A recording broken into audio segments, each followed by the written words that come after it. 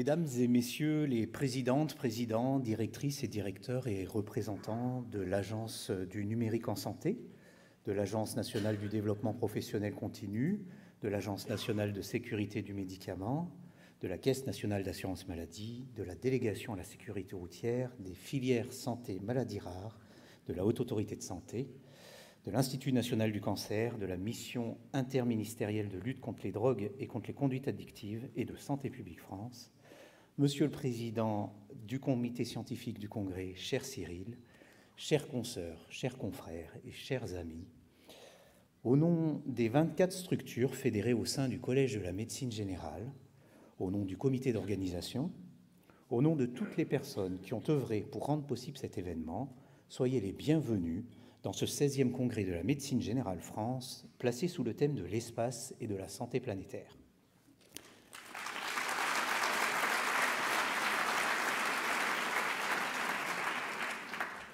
L'espace, la santé interplanétaire, c'est le terrain de prédilection de la science-fiction. La science-fiction, c'est d'après Google un genre narratif qui cherche à décrire un état futur du monde en s'appuyant notamment sur la science actuelle, tout en anticipant ses progrès à venir et leurs conséquences sur l'humanité. Alors, je vous propose de nous prêter à l'exercice et d'essayer d'imaginer l'état futur de notre discipline en extrapolant les données du contexte actuel. Ainsi donc, dans 100 ans,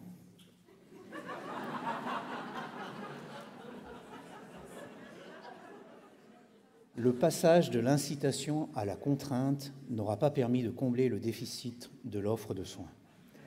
Bien au contraire, il aura fait fuir les médecins généralistes vers d'autres modes d'exercice plus cléments, hors de toute coordination, perdant les patients dans des parcours de soins aux allures de boules de flipper.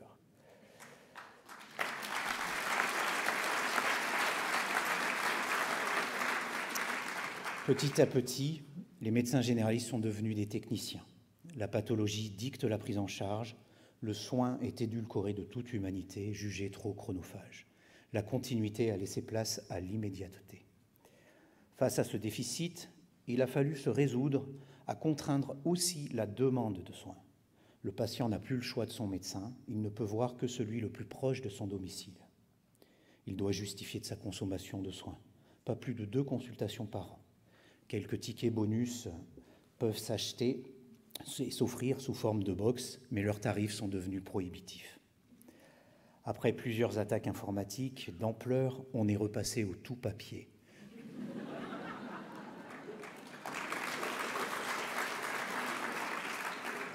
Puis au tout micro-tatoué directement sur le patient. Le patient porte ainsi son propre dossier médical, révélant que le dernier espace de liberté, c'est son corps. La dérégulation a gaspillé les précieuses ressources et renforcé les inégalités d'accès. La grande liberté est devenue grande contrainte pour tous.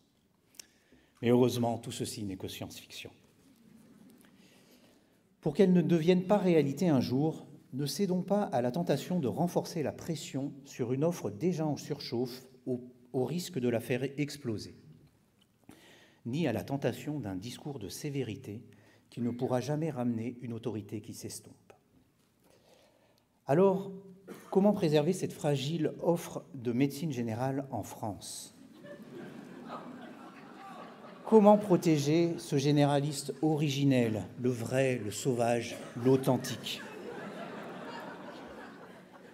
Certainement pas en se contentant d'une calinothérapie d'un côté, après avoir mis la pression de l'autre. Nous ne sommes pas des bébés phoques, et nous n'avons pas besoin d'une Brigitte Bardot qui vienne nous dire « j'aime beaucoup ce que vous faites ».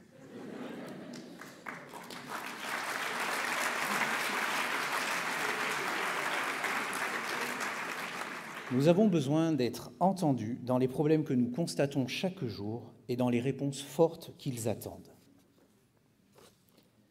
Nous sommes peu audibles sur la question de la démographie médicale, car forcément partiaux. Peut-être faut-il nous froisser, nous contraindre, car la solution pourrait nous déranger, la question n'est pas là.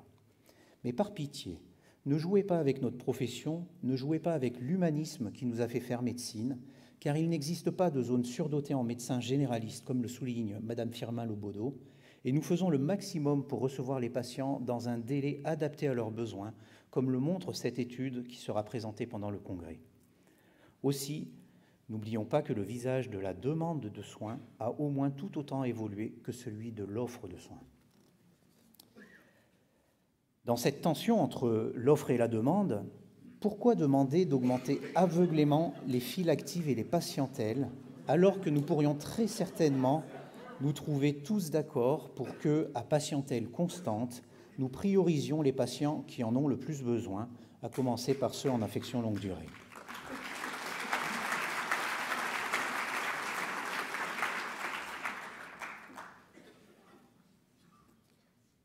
Plutôt que de vouloir libérer du temps médical, chronomètre à la main, quitte à nous plonger dans un Fordisme digne des temps modernes, nous avons avant tout besoin de retrouver du temps médical en dépolluant nos consultations de toutes les activités qui n'ont aucune plus-value médicale.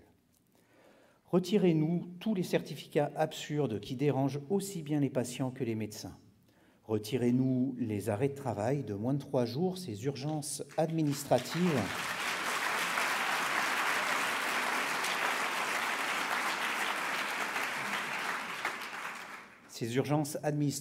qui bousculent inutilement nos plannings, alors que basés bien souvent sur les seules déclarations des patients, l'examen clinique étant normal. Et s'il y avait malgré tout besoin d'un gendarme pour délivrer ces arrêts de travail, comme le réclame le patronat, soyons cohérents jusqu'au bout dans la démarche, en confiant ces arrêts non pas à une autre profession de santé, mais à un service administratif.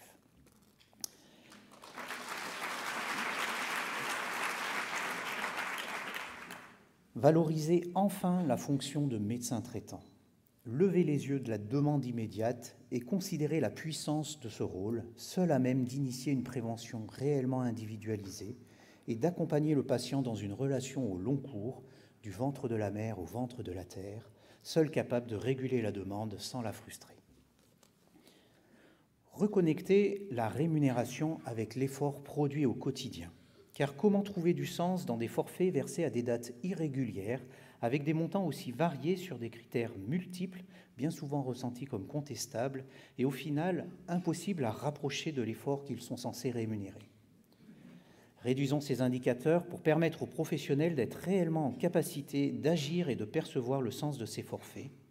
Et enfin, si toute augmentation nécessite justification, comment peut-on exiger des contreparties pour un simple rattrapage de l'inflation ?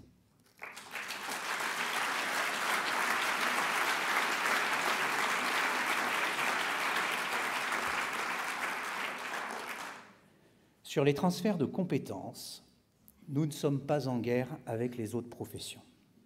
Tout métier doit évoluer, respirer, mais nous ne voulons pas d'une évolution erratique de briques et de broc, créant des rôles Frankenstein qui rendraient l'offre de soins illisible pour la population. La qualité est dans la coordination, et le Collège de médecine générale travaille donc avec les conseils nationaux professionnels des infirmiers, kinésithérapeutes et pharmaciens pour définir quel fil rouge peut guider ces évolutions de façon logique et consensuelle.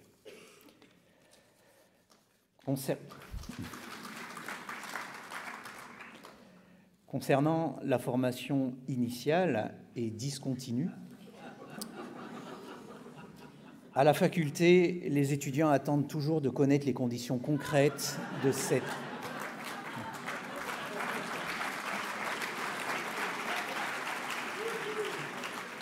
À la faculté, les étudiants attendent toujours de connaître les conditions concrètes de cette 4e année qui leur fait encore plus peur que les ayatollahs de la Marguerite Akbar. De même, gageons que la certification périodique qui se met en place progressivement permettra d'instaurer enfin le système soutenant et apaisé qui devrait caractériser la démarche de formation continue et plus largement la démarche qualité en médecine, à commencer par la formation des maîtres de stage dont on réduit les capacités à l'heure où le besoin augmente.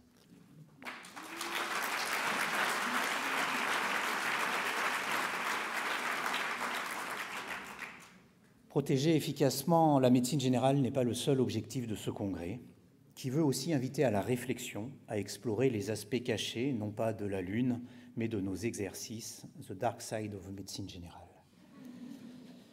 Car derrière la prévention flamboyante, mise en vitrine par la politique de santé, derrière les screenings, les dépistages multiples que tout le monde imagine, il nous faut réfléchir à développer la prévention primaire, cette prévention beaucoup moins sexy, aux mesures parfois contraignantes et aux conséquences invisibles, personne n'ayant jamais possibilité de savoir, de toucher du doigt concrètement que cette prévention lui a évité tel événement cardiovasculaire par exemple.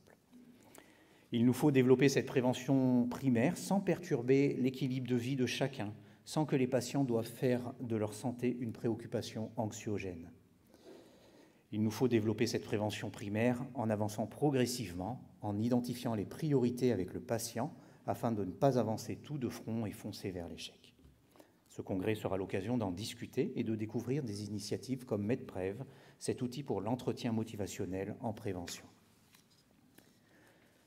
Ce congrès veut aussi inviter à sortir d'un rapport simpliste à la connaissance en allant gratter du côté de la causalité. Nous aurons la chance d'entendre samedi, lors de la keynote de clôture, Hugo Duminil-Copin, le dernier Français à avoir obtenu la médaille Fields, l'équivalent du prix Nobel de mathématiques, qui nous interrogera sur la part du hasard dans nos pratiques, au travers, par exemple, là aussi, du développement de la prévention, car cette prévention peut cultiver l'idée d'un déterminisme entre facteurs de risque et maladies, et pose la question, mais finalement, a-t-on encore aujourd'hui le droit d'avoir un cancer du poumon sans avoir fumé ?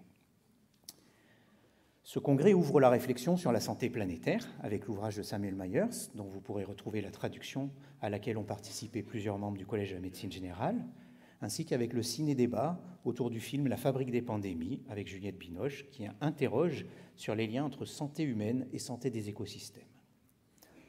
Enfin, derrière la belle vie, il y a la belle mort. Et alors que la mission principale de notre médecine n'est pas d'empêcher de mourir, mais d'aider à vivre, ce congrès nous propose un espace de réflexion sur la fin de vie, avec notamment un partage autour de l'ouvrage Le Dernier Souffle. Après la Lune, nous pouvons carrément aller sur Mars pour s'y sentir plus léger et retrouver le sourire, comme nous y invite le cratère Gale. Faites-vous donc plaisir en retrouvant les productions que le Collège de la médecine générale élabore dans le cadre de ses travaux avec les institutions. Émerveillez-vous des avancées du projet P4DP, ce tableau de bord de données issus de nos cabinets qui réconcilie besoins individuels et collectifs. Déambulez nonchalamment dans l'espace d'exposition et découvrez tout ce que nos partenaires proposent, libérés de tout souci de conflit d'intérêts vis-à-vis de nos prescriptions. Sans oublier d'aller souhaiter un joyeux anniversaire à la Société française de médecine générale et à FMC Action, parce que c'est dans des structures énergiques et expérimentées que le collège tire toute sa force et sa légitimité. Alors, entrez donc dans ce congrès Babel, qui rassemble toutes les nuances de notre beau métier, pour tous les goûts, pour tous les appétits, et respirez-y l'atmosphère de la médecine générale, retrouvez-y le bonheur d'être médecin généraliste, car si la médecine générale d'hier est morte, que vive longtemps la médecine générale d'aujourd'hui et de demain. Excellent congrès à tous.